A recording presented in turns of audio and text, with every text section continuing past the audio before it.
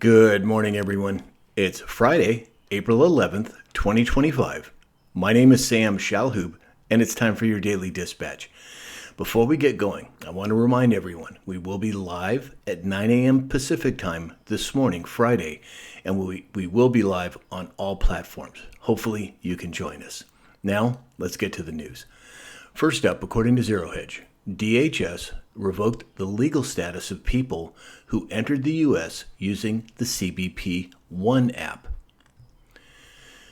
Yesterday, it was announced that in March, the U.S. consumers' prices fell the most in 5 years. It looks like President Trump's plan is working.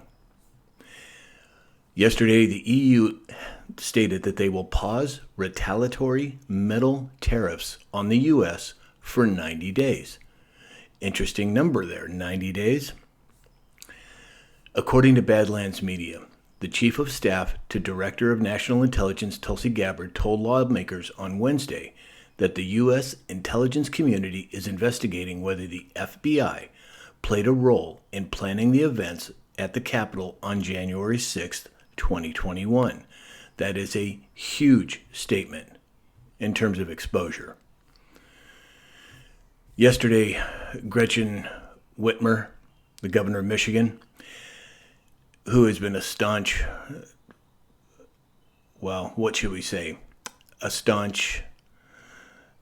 opposition to President Trump. Well, yesterday she came out with a statement and she said, quote, "I understand the motivation behind the tariffs. Here's where President Trump and I do agree. We do need to make more stuff in America. More cars and chips, more steel and chips. We do need fair trade." Why has she flipped? Well, she didn't. It wasn't too long ago that she met with President Trump at the White House. That may have something to do with it. According to Breitbart, Australia rejected China's plea to, quote, "join hands against Trump's tariffs." They are certainly not going to be joining the losing side, being China. Yesterday, Trump tariffs on China are now totaling 145%, according to the White House.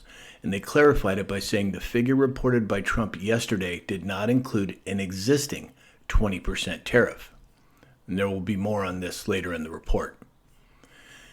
Yesterday, the House passed a bill Thursday that would require proof of citizenship to register to vote in federal elections in an effort to codify one of President Trump's executive actions from his second term.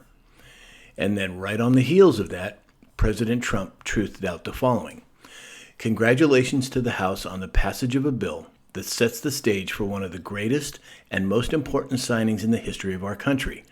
Among many other things, it will be the largest tax cut and regulation cuts ever contemplated. Make America great again." Yesterday, Tulsi Gabbard, there was a cabinet meeting that President Trump had, and I will give you a couple of highlights from that. We'll be discussing it more at 9 a.m. on the live.